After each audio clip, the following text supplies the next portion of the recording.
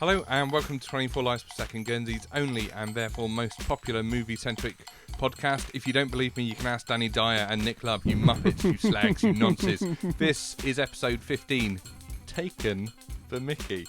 Nice. Eh? My name is Winter Tyson, and during my summer holidays I fathered a child and learned how to drive, bringing me in line with the achievements of numerous 17-year-olds. With me, as ever, are Claire Muckett. Hello. And Russell Galloway. Hello. In today's episode, we will be taking a look at Anna Karenina, Taken to Paranorman, The Raid, Once Upon a Time in Anatolia, and The Cabin in the Woods, plus a few other bits and a bit more Prometheus chat. First up, it's a classic literary adaptation time with Anna Karenina.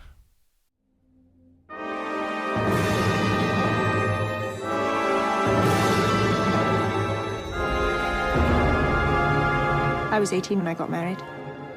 But it was not love. Your husband is a saint, and we must all cherish him for Russia's sake. Romantic love will be the last illusion of the old order. Have you known Count Vronsky long? He's a rich, good-looking cavalry officer. Dance with me.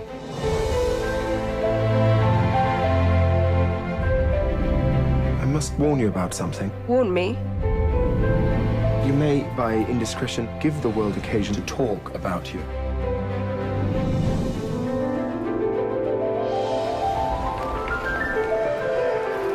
This must stop. If you have any thought for me, you will give me back my peace. There can be no peace for us. Only misery, my greatest happiness. Oh, so this is love. We are bound together by God, and this can only be broken by a crime against God. Something's happened. Not something, everything. It would be a sin to help you destroy yourself.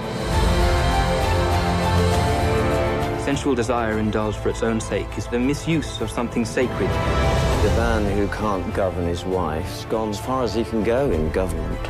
Anna isn't a criminal, but she broke the rules. Leave. Leave my life. She'll be ruined.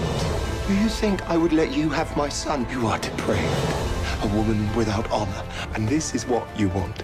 Do you know what you want?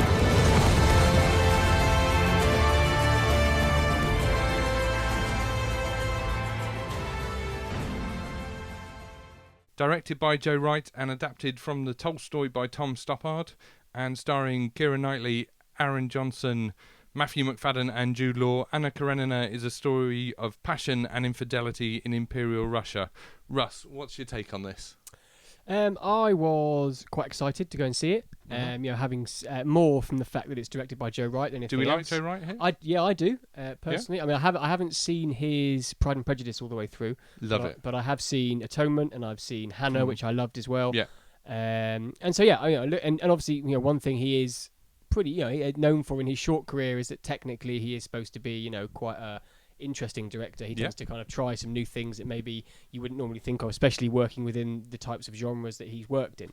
Went to see it with quite an excited what's the word I'm looking for? Excited atmosphere as such. Looking forward to seeing it. To be honest with you, I wasn't disappointed. I did really enjoy it. I think I enjoyed it more for the technical aspects than the actual film itself. Okay, if you could just explain what for sure. Setup is. So there's setup. We have Keira Knightley playing Anna Karenina, who is the wife of a rather high up Russian diplomat, if you will, played by Jude Law with full on oldie beardy and kind of scraped back hair look. He looks very good. Quite a good old man. A good example of how to play old man without too much prosthetic makeup as well, which is always good. We'll talk about Prometheus later. Exactly. But he was very old. And so they are together. They've got a son together. They seem to be very happy. And then one day on a train, she does bump into Aaron Johnson's Count Vronsky, decked up in all his military finery and looking rather dashing, even if I do say so myself. Attraction is instant, and thus begins a kind of relatively sordid affair between the two. And this being Russian high society, this is very much out in the open but frowned upon. And there are certain connotations that come with it on her part as being a woman and with an affair, being outcast from society and so on and so forth. And obviously, as I always, drama ensues. And being coming from a Russian doorstop of a novel by Tolstoy, it's obviously multi-layered and there's lots of stuff going on and lots of kind of big ideals. And I have never read the book, but kind of relatively new kind of an idea of the story. So yeah, and like I say, where it's set is kind of in a dilapidated theatre, and I think it is unlike anything else I've ever seen in terms of how it's set. The fact that they do scene changes in real time and the camera moves around, and I imagine for a lighting designer it was an absolute nightmare to work on. But kind of there were 5 or 6 times when I was kind of totally aghast at what they managed to do, kind of scenery and set wise, and that was where the real enjoyment came from for me. And they make no bones about it being a no, feature, yeah, it's full on out in the open. I mean, I've read lots of things about it in terms of people saying that he's trying to show the facade of Russian society, show it to be a fake construction and so on and so forth. I don't really know if, personally, I'm not quite sure why he came to that decision. All I know is it really works very well. It's what could have been a bog standard by the numbers a la Pride and Prejudice, period, big meaty drama, is given an extra edge by doing this. And I think the only downer for me was I don't think it didn't grab me at all emotionally. Like I wasn't particularly bothered by the actual plot and the going-ons of it. I certainly wasn't moved really at any point. I was more enjoying just the the technical elements of it, how it was lit, how it was staged, and that was what I really enjoyed from it. So I would still recommend it. I'd say go and see it, because maybe it just didn't hit that note for me. I think that emotional connection is totally subjective, and some people may flock to it and feel totally differently. I'm normally quite a big supporter of Keira Knightley. I normally think she's actually given a lot of stick, particularly from my wife, who's not a big fan of her. Right. Okay. And I've always kind of championed her, but she did okay. I think that's where I lost a lot of the emotional connection. I just didn't feel she was quite there with the part to me. I thought Matthew McFadden, along with probably this year's best movie moustache, played a fantastic role. Just totally different to what I've seen him do before. Light-hearted, frothy, funny, quite eccentric, and I thought that was really interesting. But yeah, so there you go. I really enjoyed it. I probably would never buy it, because if you're not emotionally invested in something, I think just over 2 hours and 15 minutes is a bit too long to just enjoy the technical stuff, and obviously that's always going to give you more of an impact the first time as opposed to kind of going back and rewatching it. But yeah, I enjoyed it, and I would certainly recommend it. And did Kate come and watch it with you? She did. Wife? Yeah, she did. And she sort of part of her work is involving theatre and dance and certainly. so on. How did she take it? What did she think? She very much took it the same way. She also kind of, I think she thought it was a bit too long, and I think for the same reasons, because she also had that emotional problem. I think maybe, like I say, she's not Keira Knightley's biggest fan, but she does like Aaron Johnson. She thinks he's very good. Doesn't help that he's quite attractive, obviously, and in quite a swooning period piece that comes across. I mean, there were a couple of scenes that I thought were amazing. There's a dance scene in the middle of it which kind of goes on, which kind of the dancing, and it's amazing, and the camera work, and that he slows down time, and there's lots of technical things going on, which was amazing. But yeah, for once we agreed on it very much so, and she enjoyed it as much as I did, but both of us were still kind of, we enjoyed it at the time, but left the cinema going, okay, I wasn't moved by it as such. Yeah, I mean, I went to see it. I thought it was fabulous, I've got to say. I mean, I thought it was the sort of the film that I wanted to see, I think, when I went to see Moulin Rouge. Okay. It's got that kind of sort of theatrical element to it. It's got the characters they're all kind of cut out characters, and they're all sort of symbolic characters rather than fully fleshed out people. And I mean, there were a couple of things I felt a couple of times when it opened out from the theatre setting. Although I can see why they used, sort of when they go to the countryside, it tended to open out from every time they moved away from Russian society. Like breaking away from that upper class. It broke out and became free. But there were a couple of times where, when it did move away, it kind of lost pace a bit. Aaron Johnson was brilliant, but maybe just a bit too young in that actual role. Maybe a bit too baby-faced to be quite the lady killer that he was. But apart from that, I mean, I thought it was a fabulous film. I really enjoyed it. When there are moments in the film where everything stops and you can hear a pin drop, and I was sort of sat there on the edge of my seat a couple of times. I gasped along with characters a couple of times, really couldn't believe these things had happened. So I sort of got swept up in the society in that way. The horse racing sequence was one of those. Really like I say, edge of the seat stuff. It's almost strange because you're almost describing it as like an action film. You talk about these amazing set pieces, and that's what this is. And while watching it, I remember us talking about Hunger a few months back, and us really championing Steve McQueen and saying how much of an amazing British director he is. And I think Joe Wright's another example of someone who's working right now that's really doing some amazing work for British directors and kind of really pushing pushing American cinema and showing them what we can do, and it's very good to see. And I think Tom Stoppard's script as well kept everything quite. I mean, there's a lot going on. There's a lot of levels to this film, sort of visually, emotionally, every which way. But I just felt Tom Stoppard's script just kept it going along. It kept things light. I mean, he did the adaptation of the I can't think of the name of it, the Ford Maddox Ford drama they recently had on BBC One with Benedict Cumberbatch. Oh God, what was that called? No, it's gone. Oh, it's going to annoy me all night. I'll remember it next Tuesday.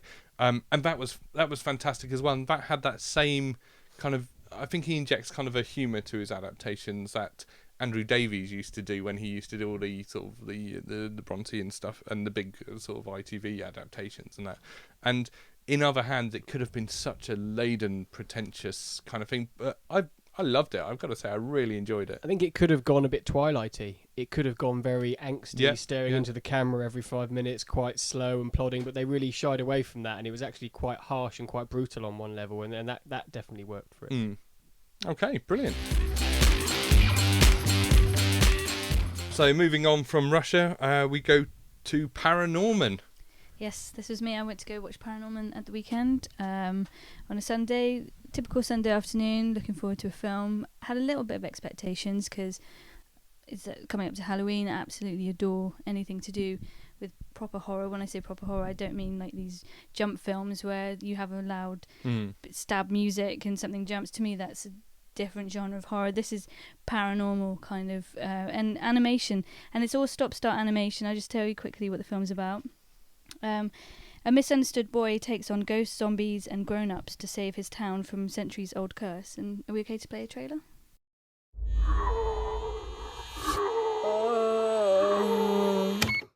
Meet Norman.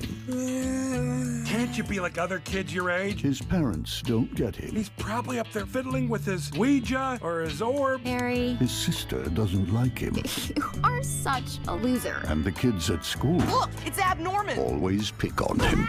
But he does have some friends. Norman, wait up! I like to be alone. So do I. Let's do it together. It's just that most of them... Good morning. ...aren't exactly alive. How's it hanging?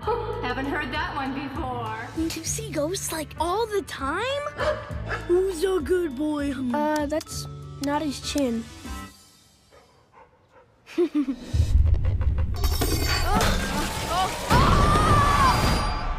Couldn't you use another stall? Time is running out. From the makers of Coraline. The witch's ghost is going to wake up tonight. And when she does, she'll raise the dead. You've got to use your gift of talking to the dead to stop it. This is crazy. Do I look crazy to you?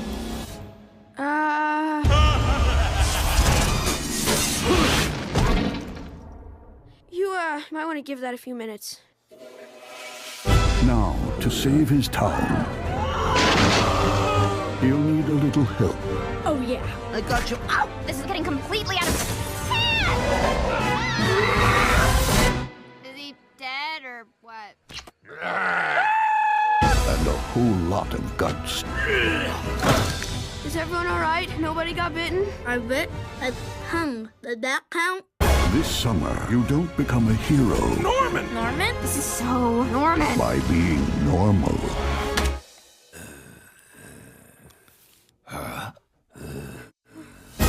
There's nothing wrong with being scared, Norman. As long as you don't let it change who you are. Paranorman.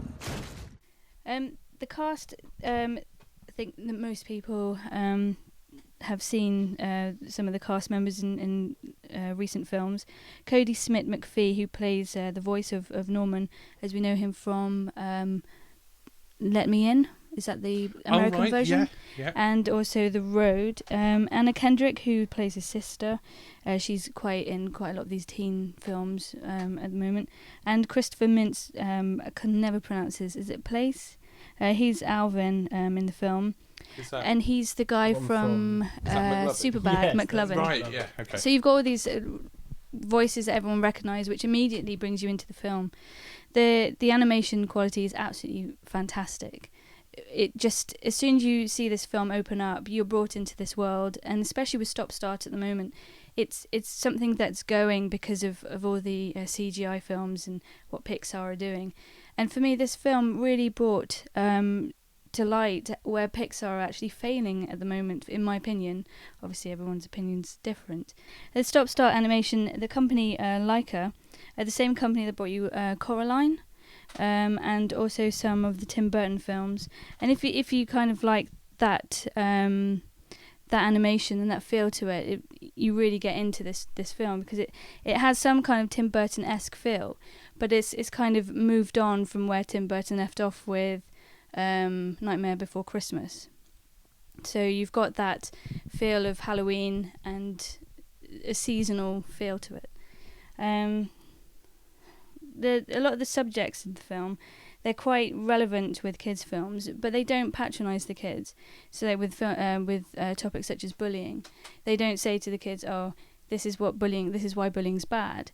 It just questions why people do bully and why people get over and forgive. So a lot of the topics are speaking about how to deal with issues if they're happening, how to overcome them, and I think that's one of the biggest themes throughout the film. There's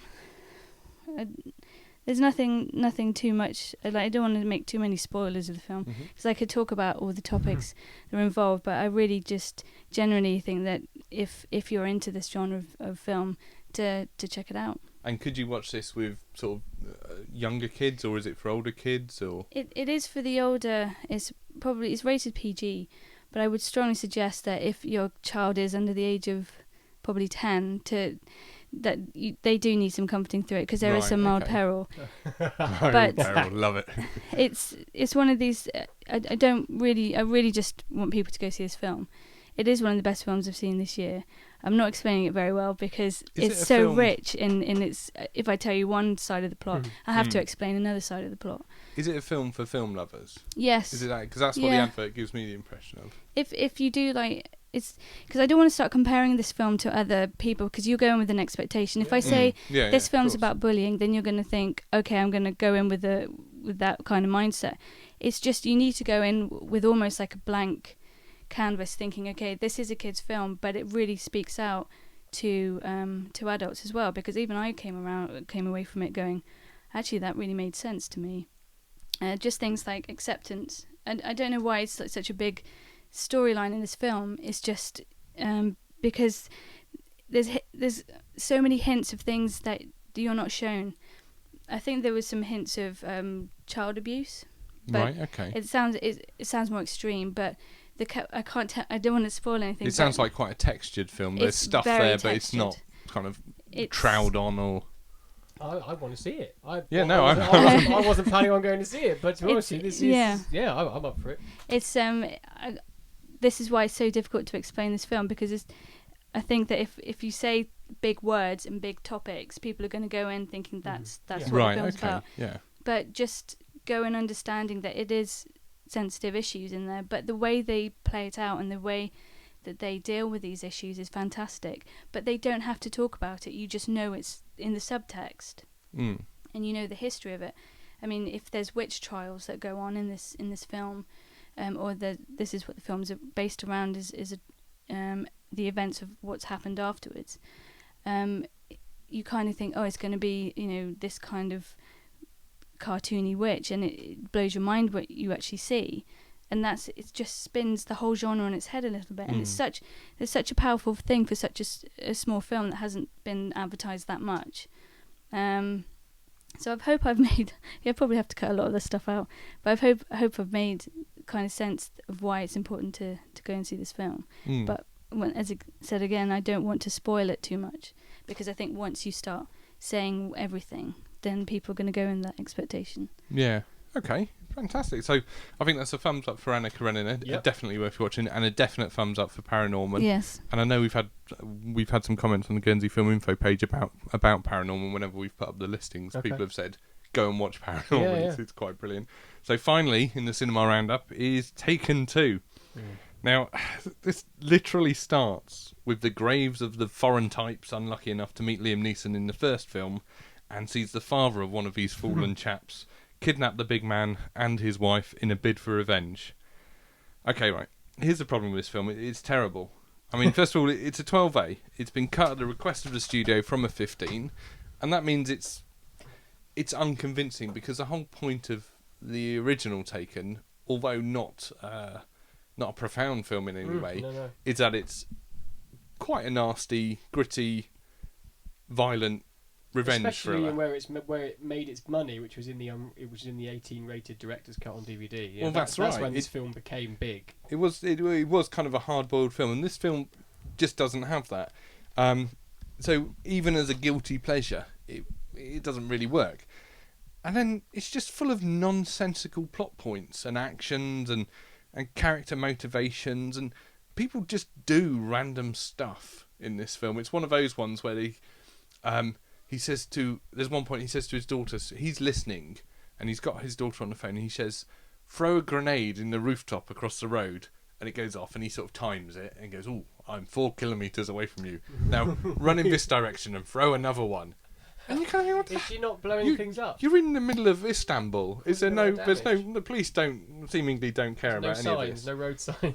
It's nothing. I mean, really, the problem is the moral compass is just out the window. There's a great scene where I say great in inverted commas, where the father says to Liam Neeson, I'm going to kill you because you killed my son. And like I said, it literally starts off, there's a village at a funeral and there's 6 graves. And he said, I'm going to kill you because you killed my son. You tied him to a chair and electrocuted him and left him to die. Yep. And Liam Neeson says, but he kidnapped my daughter. I was after justice. You're just after revenge. And you go, oh, no. You go, wait. They're not quite that simple, is it? Justice is kind of rescuing your daughter and them going to prison. These guys actually facing some kind of justice, not summary execution. Yeah. I don't get at what point. Maybe it's because the guy's foreign and not Liam Neeson. Logic, though, isn't it? Yeah. Oh, it's terrible. And Luc Besson and Eurocorp, they made Lockout, which was a really good guilty pleasure really movie. Enjoyable, yeah. We're going to talk about a film in a few minutes that kind of makes me look back at Lockout and go, oh, maybe it wasn't that good after all. But on the other hand, they also made Colombiana, which I had the mispleasure of seeing the other week, and that's just Cliff Curtis is in it doing his usual generic, mildly brown person act. Cliff Curtis, he's a guy, he starred in a brilliant Once We're Warriors, and is now making a living playing either Afghanis, Iraqis, Colombians, any nefarious, slightly brown person. He's going to be Cliff Curtis. And years ago, I think Luc Besson, you could think, wow, it's going to be The Fifth Element. It's Subway. It's The Big Blue film. Not to everyone's taste, admittedly. Some people found him very pretentious. Yeah, and Leon. Yeah, that's what I mean. Some people find this stuff like pretentious. Some of it's quite vacuous, but it was something. This is just, it's just crap. I'm sorry. And we were in the cinema, and it was practically full, and there was a real feeling in the cinema of, what is this? Yeah. What are we watching here? Why are we not watching Looper? Well, exactly. That's the whole can of worms. Why are we not watching Looper? But Taken 2... it's not here, is it? It might be coming. We're waiting. It's just opened at number 1 in the UK box office, and it's like one of the only films to make 2 million in its opening weekend. Fingers crossed. Fingers crossed. But anyway, moving swiftly on, we've got 2 films that since we last met have been screened outside of the Mallard but inside of Guernsey. First up is the incredible action drama. Am I showing my bias here? Oh. The Raid, screened by Sania Shorts, which I'm a part of. So, Russ, what do you think of The Raid? It was just phenomenal. Like, part of watching it, and the reason why, if you're listening to this and you weren't there, unfortunately, you really missed out, because what you missed was a group of people in a cinema on a big screen watching a film where people were just laughing openly, clapping, making wincing noises together as things were happening. It was a real kind of cinematic experience that you don't get on Guernsey very often, and it's always good when you do that, and the film lives up to that as well. It was just amazing. I mean, obviously, if you don't like martial arts type films, then chances are you're going to struggle with it. You know, basic premise is there is a drug lord who owns a tower block in it is in Indonesia. Indonesia, yeah. And the police are going in there to try and capture him. There's a couple of layers there about a bit of corruption going on and some things happening. But basically, the police go in. He then locks down the apartment and says, "Right, now you have to get out." And he basically unleashes hell on them with all the people in there and says, "There's money if you kill them." Basically, so it's people might listen to that and go, "Oh yeah, it's a bit of a boys' film." Maybe it is a bit of a boys' film. I don't really know. But all I can say is that if you start watching it and go with it, your eyes will not close for 90 minutes because it's just the fastest, brilliantly paced. For the budget, it was shot probably criminally amazing because it must have been for peanuts, I imagine, what they shot it for compared to supposedly better films like Lockout, like you said, that we both enjoyed, but this just eclipses it. It was every hit was just hard impact, and you felt it all. Top of that, the characterization was actually still there. The actual main character, you really felt for him and you wanted him to do it, and there was an interesting dynamic between him and some of the bad guys, which is great. And all round, it was just brilliant. It was suspenseful. It was just great. I had such a fun evening watching it, and since then I know it's out to buy. It's on my list to go and pick up because I'll watch it 3 or 4 times because it's got that thing where technically it was brilliant, character-wise it was brilliant, and it was just a really good piece of fun cinema. It was just epic. Yeah, so no, I've got to totally agree. Great piece of very simple genre filmmaking at the end of the day. Very physical film. I mean, part of the enjoyment of watching it in the year of The Dark Knight and the Avengers and all that kind of big special effects superhero sort of genre coming to its zenith, I suppose. The better film of the year is a film in which you watch it and you feel tired because the people are working so damn hard to pull off these amazing fights, and but there are moments in it when the main character just. You think, oh my word! You know what? If something happens right now, he's going to die. Yeah. Because he physically, how can you actually do it? Because he's quite a small guy. They've made quite a vulnerable guy the centre of this film, and I just think it's a really canny bit of filmmaking. You create a space. So the action can only go so far within these 4 walls, and then you just go for it and you keep going. And it's on my Christmas list. I'd recommend anyone to watch it. If you're not into martial arts films, this might just forget all the Bruce Lee stuff, and tip the balance, which were always quite cheesy and naff, as well as being quite incredible sometimes. But this is is hard physical work going on. I mean, I'm a big Bruce Lee fan, but I did always feel with them that you were just waiting for him to fight. Because all the stuff else, there wasn't any particularly great acting in there. It was pretty, like you say, quite cheesy, and so that was always the way it was. And with this one, they cover that up by basically fighting all the time, I suppose. But I think the way I describe it is, that bit in Old Boy with the hammer in the corridor. Yes. 90 minutes. 90 minutes of that, which is amazing. It's brilliant. It's really good. Also screened within the island was Once Upon a Time in Anatolia, which was screened by Sidney Guernsey. Now, this is essentially the story of the search for a body over a long night. It's a bit police procedural. It's a bit metaphysical.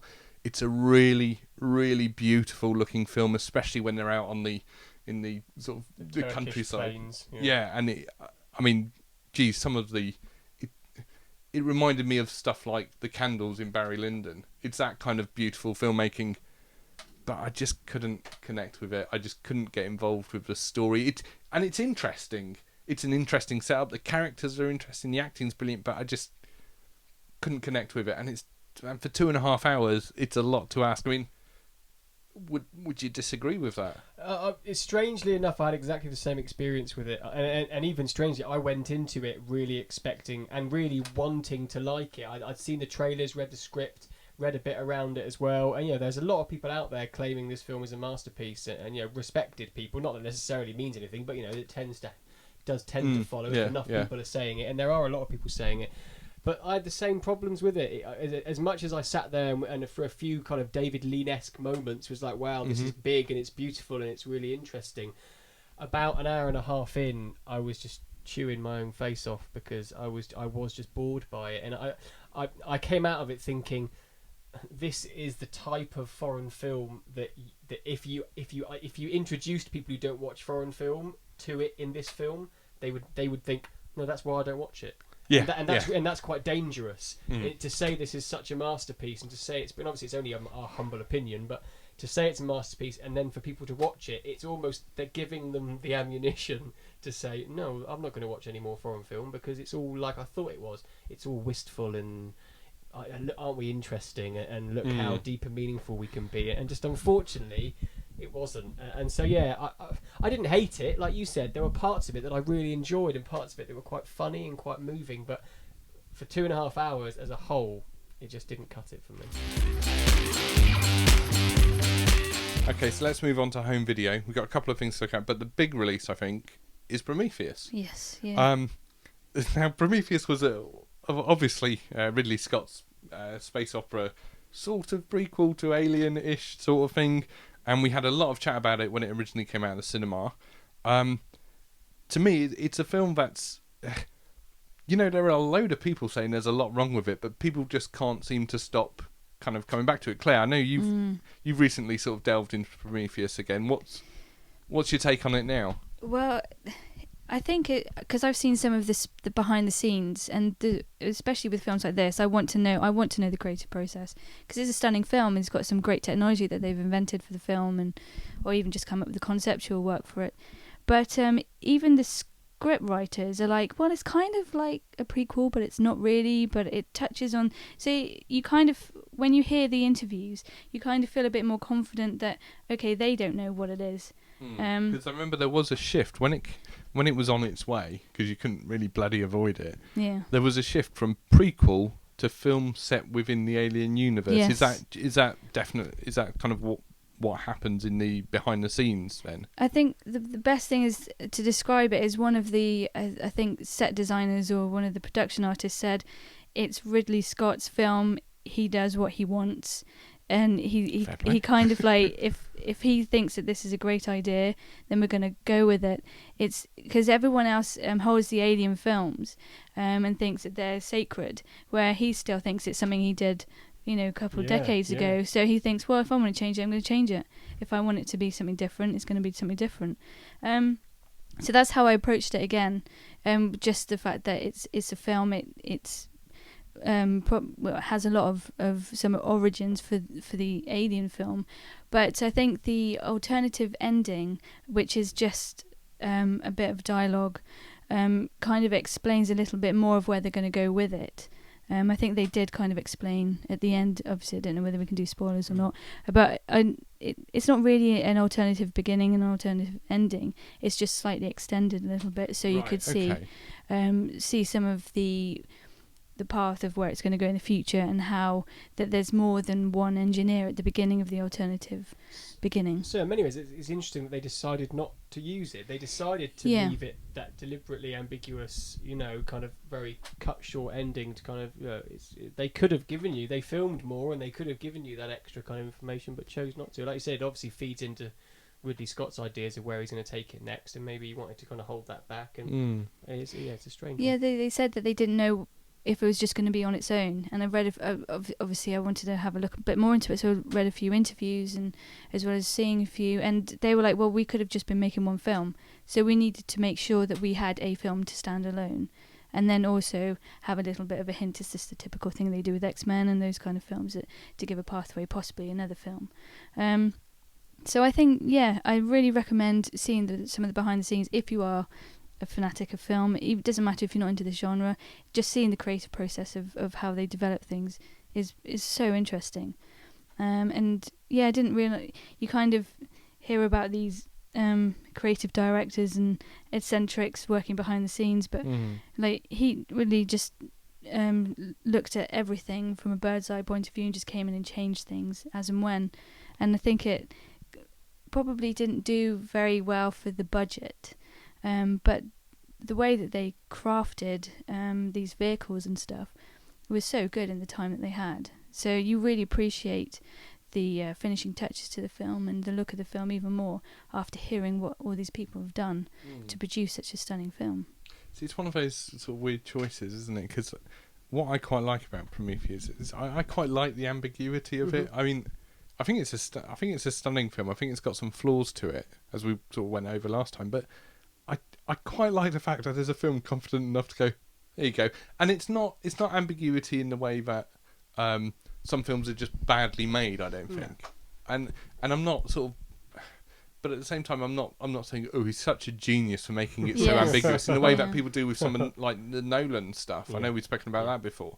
But I think there is a pleasing ambiguity to that film where you think, oh, I'm just gonna be thinking about this because like today, because I knew we were going to be chatting about it, it kept popping, like different bits of it keep popping into mind. You can't quite place them within the film, and I just really want to bloody watch it again now. Yeah, exactly what I was going to say. It's funny, there were two major blockbusters this year. You know, one was Prometheus, one was The Dark Knight Rises. And to be honest with you, both of them are films that I'm itching to see again, which for a kind of big blockbuster of the year quite rarely happens. You know, it's normally like I go and see, oh yeah, that was great, really enjoyed it. But I do think, going back to your kind of ambiguity thing, I think there is a bit of a trend coming in where more and more people are happy to introduce that into film, and it's really becoming successful for it. You know, Kill List we talk about again. We talk about things like Prometheus. I know next week we're looking at Barbarian Sound Studio, which is very kind of ambiguous and you know, kind of what's going on here, and it's a bit kind of, you know, crazy and mad, and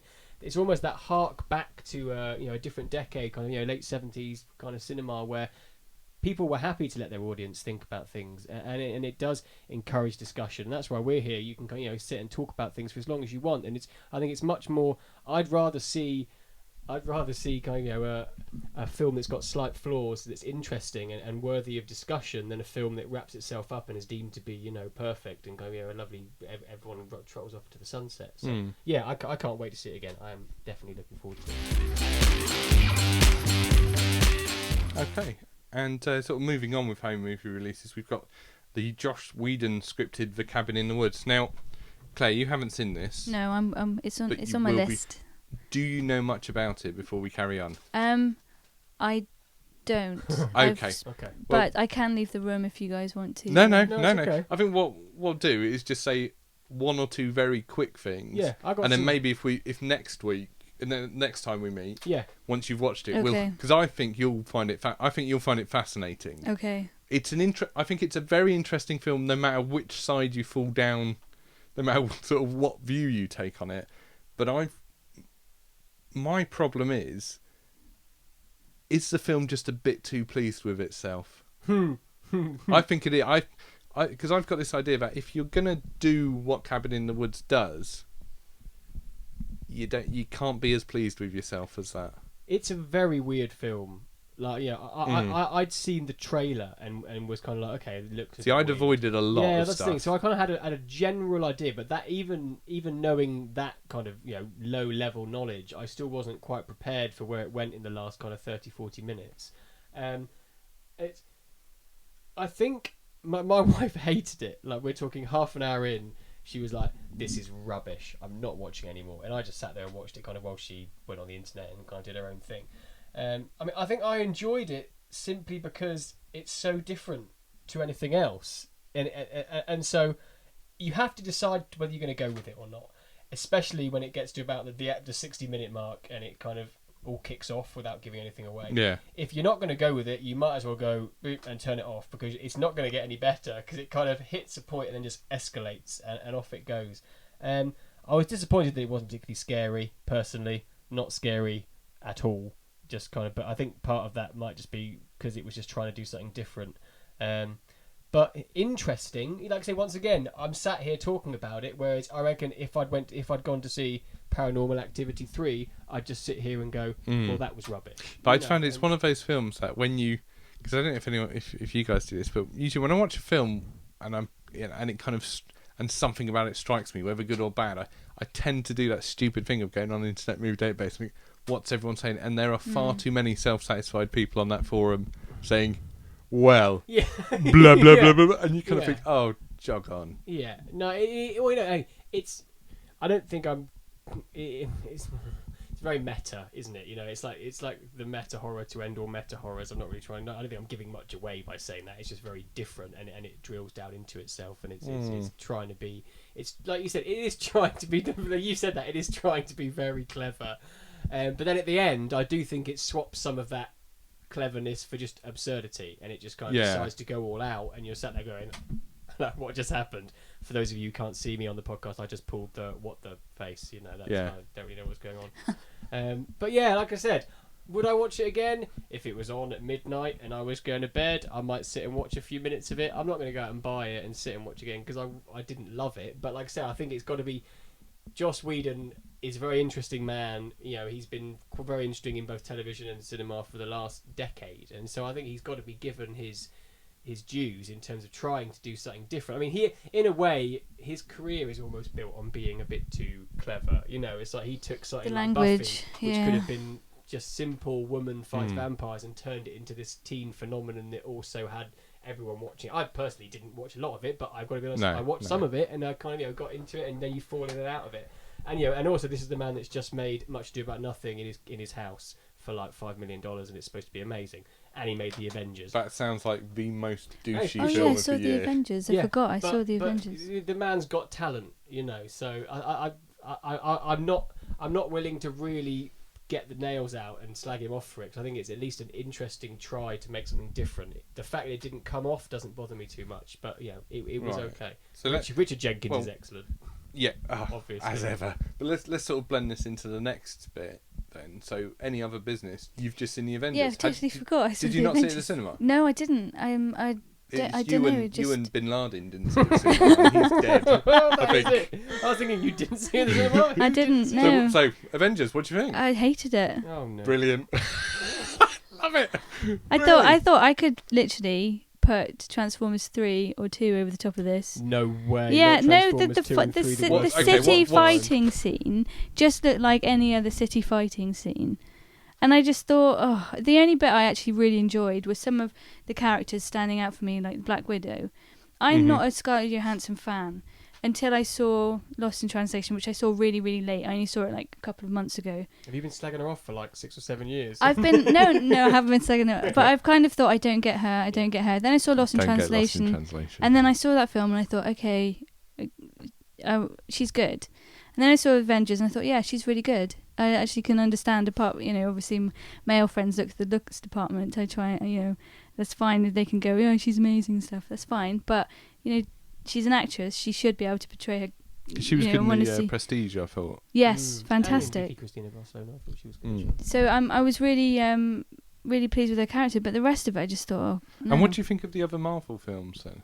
I really enjoy them. I think it's just that it was just too many characters in one film, and I know that that's the whole premise of the Avengers is they all assemble together to fight whatever. But for me, it just didn't. I think it's because I hadn't seen the Hulk, and I hadn't seen. But apart from that, I've seen everything else. But yeah, I just didn't do anything for me. See, I thought with the Avengers was the first film in which the Hulk worked as an idea. He was the best. I think it's very telling that in the Incredible Hulk, the Ed Norton one, the best bits of the film are the bits where Tim Roth is playing Russian guy, or whatever, and he's chasing the Hulk down, but you're not really seeing much of the Hulk, and that worked as a concept, and that was really interesting. But this is fascinating about the Avengers. I really enjoyed it at the cinema, but just this week I've had it on my Amazon wish list. I thought I'll get that for Christmas. Yeah. Brilliant, that'll be a good time.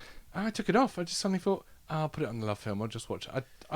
I'm not sure if it's a film I agree. I mean, do you know what I mean? I agree. That's with without having watched it again. Yeah, for sure. But I really enjoyed it at the cinema. I think it's a cinema experience. Yeah, I don't think it's a home. I don't have surround sound. Yeah, and the one thing I agree with Claire on is that that end battle sequence did remind me a bit of Transformers. It was like, right, what can we smash into? What can we do? Yeah. And robots and kind of crazy things. I understand that, but like I say, I think it was just a lot. I enjoyed it because it was just fun, and and I liked it for that. And like I say, I think maybe seeing it at the cinema would change your opinion of it slightly, because it was obviously a very big film with an audience, and there was a lot of glee within the cinema, people watching it when jokes about Hulks come in and things like that. So yeah. But yeah, I'm the same. Whether I would own it, I'm not sure. Like because I've got things like Iron Man and Thor and stuff on DVD. I generally can't stand the Marvel films. Yeah. I just can't stand this wrong. I just don't find the characters that interesting, because inevitably it ends up being CGI bot fighting CGI green, or do you know what I mean? They all sort of eventually get to the same point. But I mean, I quite enjoyed the Avengers. I mean, the only Marvel film I've got is Captain America. I thought that was exceptional. I thought that was really good old-fashioned superhero movie, and I really love the basicness of you do right because you should do right. That was quite, to me, that was a really interesting film, especially coming after sort of Dark Knight and all of that kind of you do right because you got to be the bad guy or whatever the hell he was on about. But Joss Whedon, sorry. I gotta say, love Firefly, really love Serenity. I think it's brilliant. I think the best thing he's been involved with is Alien Resurrection. The rest of it's just he's one of those filmmakers. I always get really excited when a film of his comes out or when he's involved with something. I think, oh, Joss Whedon's involved with this. This will be good. And then I always go, oh, yeah. I think that's what it is. It's like hype, isn't it? It's like Damon Lindelof. He used to be one of my favourite writers, and then just like looking at the backstory of Prometheus, somebody else did it because he wasn't produced or anything. He hadn't done a film before. They go, let's get a name involved. Let's get Damon Lindelof involved, and then he just makes a few changes and then takes most of the hype that he's involved in it. And I think that's the thing with a lot of these writers and directors. It's just that name just comes up and all the hype's just attached to it straight away. Yeah, see, I think it's just someone I like the sound of. It's like Noel Clarke. I really like the idea of Noel Clarke, who is essentially his own little one-man film industry, and I think he's one of those filmmakers whose heart's generally in the right place, even though some of his films are quite obnoxious, sort of from my sort of wussy liberal sort of point of view. But I just don't like his films. I think a lot of them. Noel Clarke. I think a lot of them are shocking, but I like him. And I really want to like it. But it's the same with Joss Whedon. With Damon Lindelof for me. Really want to like it. Yeah. Oh dear. Come on, did you not see Avengers earlier? Yeah, I think it's just. It's not the law or anything. Let's just be clear. You don't have to have seen. I felt quite dirty. What is Pepsi? No, it's terrible. What's like?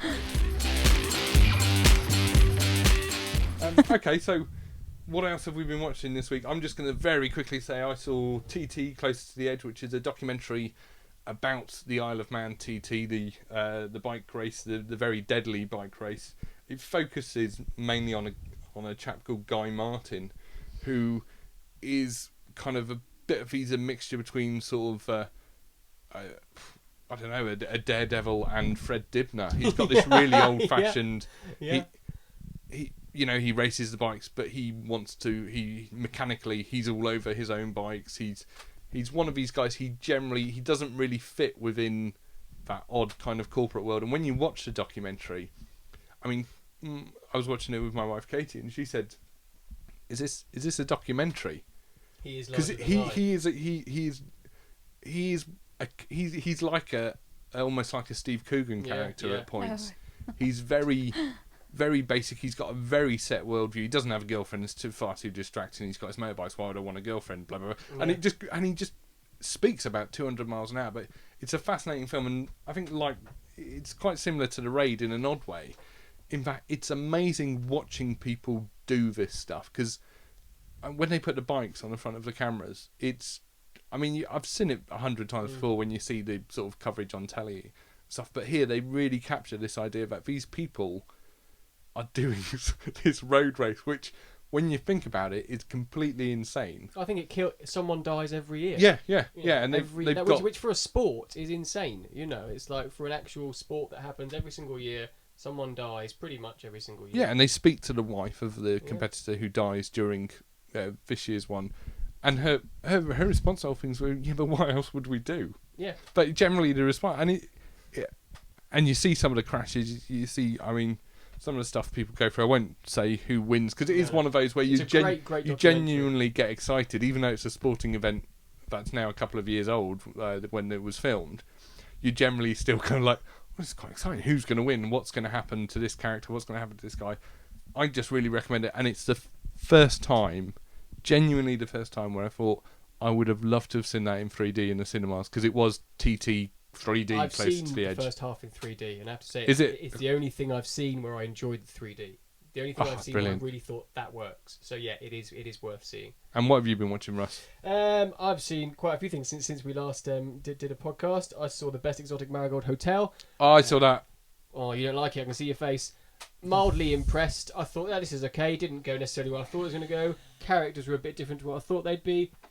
meh. It was a meh. It was okay. See, I thought It wasn't the characters worst were film ever. exactly Oh, no, what I there thought were a they'd be. couple there They where went a few things were exactly. different than I thought they'd be. Anyway, we're not talking about No. it now. I also, unfortunately, went to watch Total Recall. That although we're talking maybe a month ago now, I had to get it into a podcast because it was just awful. And if you are thinking about going out and renting Total Recall, just please don't, because all it does is give Len Wiseman money, and that's money to make more films with his wife in, who are unfortunately just both of them just rubbish. And I've genuinely hated it.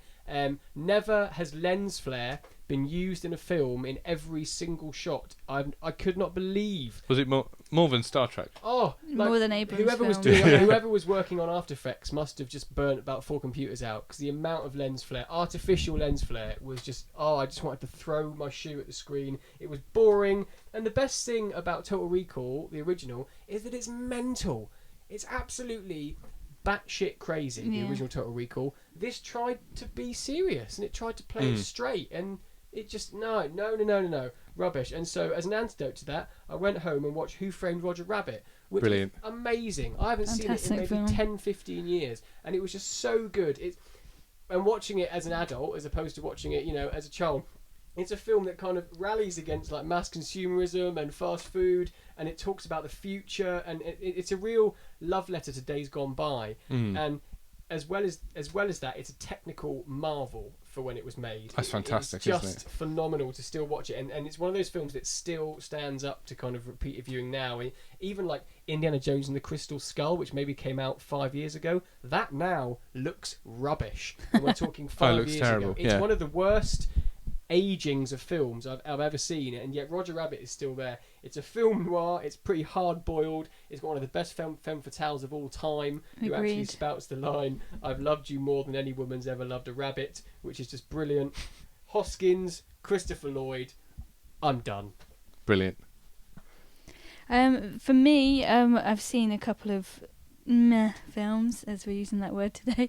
But the thing that's really stood out for me is actually a TV show. I think friends of television, friends of my Facebook account can see that I've been watching Breaking Bad. It is amazing. Originally, it was just on in the background as I was doing work or whatever. But then I just suddenly got really absorbed into the characters and the plot. I think it's basically about a chemistry teacher who is revealed later on that he's some kind of chemistry genius.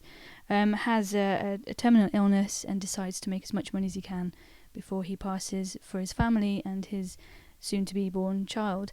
And it's just basically the plot just builds and builds and builds, and it doesn't try and be anything more than it is. There's some moments of extreme violence that you wouldn't expect. There's moments of utter script writing wise, it's absolutely fantastic. And I was wondering why, I recognise some of what's going on, and it's from the writers of X-Files. Vince Gilligan, who's the creator and wrote for X-Files. So some of the not to go too into script writing, but some of the textures that they use and the way that they reveal stuff, it's just so well done, and you can tell it's an experienced writer who's done this. Even himself, I've seen a couple of interviews with him, and he said, "I don't like violence. I don't like it physically. I can't stand it." But then the interviewer was like, "But some of these scenes are really quite graphic." He's like, "Well, it's needed," and that's the great thing about this show. It does what it needs to do when it needs to do it, and doesn't try and be any more than what it is. And saying that, you see some outrageous plots take place, but then you totally, I get that, and that's the beautiful thing about this show, is that a little bit similar along the lines of Dexter, the way that the storylines and the plots open up. But I think this is one of the best TV shows I've seen for a very long time. I mean, it probably would be slightly. Lost for me was massive when it came out, but now for me, seeing all these other TV shows come out, and being Lost, I think, started something quite cinematic for TV. Now with HD and stuff that people have, there's shows that are acting like a film every time you watch an episode. And Breaking Bad, from the plot point of view, is very similar for me for that. It's wonderful. If you haven't seen it, I haven't seen any of it. It is possibly the best thing on television, and it has been for the last. It's into season 5. Right. Okay. And it is excellent television. So yeah, you buy it, download it, get it however you can, because like Claire said, there's nothing wrong with it. It is brilliant. I can't find a fault. If someone said, "What's the worst thing about this film?" This TV show, I literally can't think of anything to actually say, and that's I could come up with a lot with Lost, even though it was one of my favourite TV shows. With this, I really cannot think of anything negative. It relaunched Bryan Cranston's career. You know, this is why he is around now, and you're seeing him in films because he started doing this 4 or 5 years ago. But he has started doing that. Total Recall. What's the other one? The worry, Total Recall. What was he in the other week? Tom Cruise, that bloody musical Rock of Ages. Oh, Rock of Ages. Was he in that? Oh, of course he was. Yeah, see, I'd forgotten that. And he was in The Simpsons last night. Yeah. But then he was also in I forgot. He was in Drive, so you know. And Red Tails. So yeah, don't we don't Red talk Tails. about Drive wins him. He was in Drive. Let's just leave it at Leaves that. him. He was in It's Drive. like Samuel L. Jackson is one good film of the year, He's in Pulp Fiction. surrounded by shit. Anyway, thank you very much for listening, and don't forget to share, like, and comment, etc. Find us on Facebook at Guernsey Film Info, and we'll be back in a fortnight with more film chat and movie chat, including the art house madness of Bavarian Sound Studio and Holy Motors, a brief review of Sarnia Shorts 2012 Festival, which has come out very soon, 74 short films and Orson Welles' Chimes at Midnight, plug, and a preview of Cine Guernsey's upcoming Halloween offering, which I think is a Hammer film. It's Dracula, certainly is. 1958, I think, Christopher Lee. Come along, it is going to be scary and epic at the same time. Thanks for listening.